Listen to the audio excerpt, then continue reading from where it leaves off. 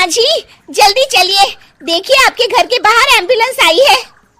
गायत्री भागती हुई दरवाजे पर आती है। तभी उसकी बहू चांदनी को एम्बुलेंस से बाहर लाया जाता है। हे भगवान, ये मेरी बहू को क्या हो गया? एक्सीडेंट हो गया माँ जी। अरे लेकिन ये कैसा एक्सीडेंट है? चोट तो कहीं नजर नहीं आ रही। अरे माँ जी, दिमाग में अंदरूनी चोट लगी है और ये अपनी याददाश्त खो बैठी है। हैं? मेरी बहू याददाश्त खो बैठी है, अब क्या होगा? आप फिक्र मत करिए, बस इनका अच्छे तरीके से ख्याल रखिए। मैंने दवाइयाँ दे दी हैं, अब मैं चलता हूँ। अगले दिन अब तेरी तबीयत कैसी है बहू? बहू? किसकी बहू? हम भैरवगढ़ के ठाकुर विक्रम सिंह की बेटी रूपवती हैं। हम एक राजकुमारी हैं और तुम हमारी दासी हो बुढ़िया। अरे बेटा विशाल, बहू कैसी बहकी बातें कर रही है। अरे कुछ मत पूछो माँ, रात को मुझसे अपने पैर दबा रही थी।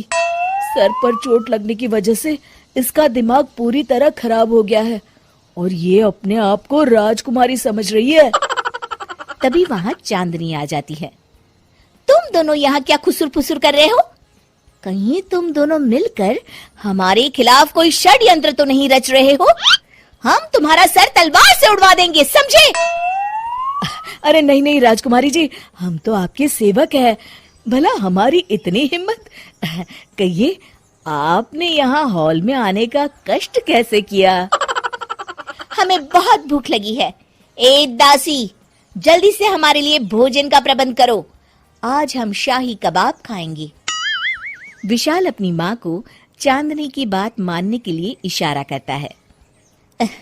ठीक है राजकुमारी जी, मैं अभी आपके लिए भोजन लेकर आती हूँ। इस तरह विशाल और उसकी माँ ना चाहते हुए भी चांदनी की जी हजूरी में लगे रहते हैं। लाओ माँ, जल्दी से मेरा टिफिन दो, मुझे देर हो रही है। अरे ठहर जा, जरा दम तो लेने दे मुझे। सारे घर का काम मुझे अकेली को करना पड़ता है। तेरी बीवी तो राजकुमारी बनी बैठी है, सारा दिन हुक्म चलाती रहती है। अरे माँ, मेरा भी तो यही हाल है। फिलहाल तुम मेरा टिफिन दे दो, मैं चला। रुको, कहाँ जा रहे हो? अरे मर गया रे, ये कहाँ से आ धमकी? आज हमारा जुहू चौपाटी घूमने का मूड है और हमें अपने लिए नई साड़ियाँ भी खरीदनी है। चलो जल्दी से अपना वाहन निकालो और हमें ले चलो। अरे अब तो मैं गया काम से। अगर आज मैं वक्त पे ऑफिस नहीं पहुंचा तो मेरा बॉस मुझे नौकरी से निकाल देगा। मरता क्या न करता। आखिरकार विशाल चांदनी को घुमाने ले जाता है और चांदनी अपने लिए ढेर सारी शॉपिंग भी करती है। ए दासी, टीवी पर कपिल शर्मा के आने का समय हो गया है, जल्दी से टीवी शुरू करो। अरे वाह, कपिल शर्मा तुझे याद है, बाकी कुछ याद नहीं।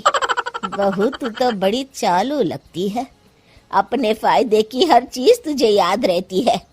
मैं तो तेरी इस अजीब बीमारी से परेशान हो गई हूँ।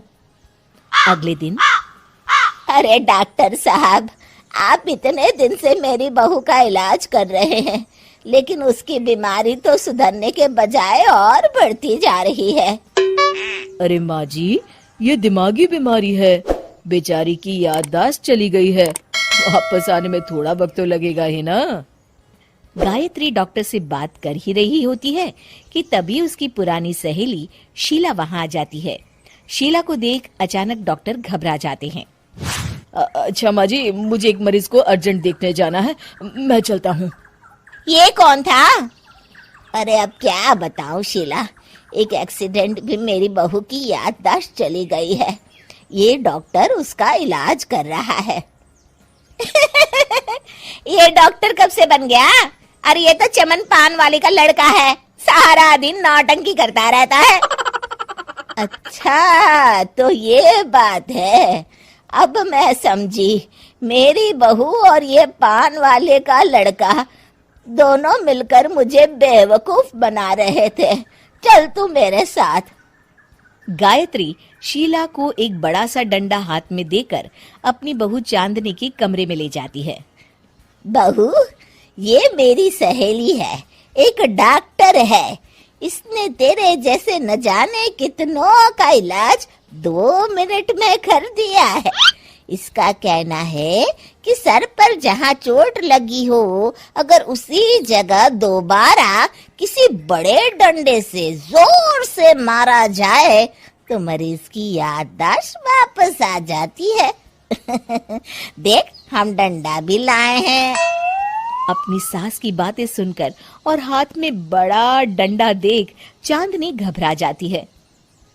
अरे बाप रे, मैं तो फंस गई। इस डंडे की एक बार की वार से ही मैं तो चारों खाने चित हो जाऊंगी। अब क्या करूं, क्या करूं, क्या करूं? लेकिन गायत्री, डंडा सर पर ठीक उसी जगह लगना चाहिए जहाँ चोट लगी है। अरे तू चिंता मत कर, 2-4 बार मारूंगी तो एक बार तो सही जगह लग ही जाएगा ना। चल बहू, तैयार हो जा। अरे नहीं नहीं माँ जी, मुझे मत मारिए। दरअसल घर के काम करने से बचने के लिए मैंने ये सब नाटक किया था। मुझे माफ कर दीजिए, मैं कान पकड़ती हूँ। दोबारा ऐसी गलती कभी नहीं करूंगी।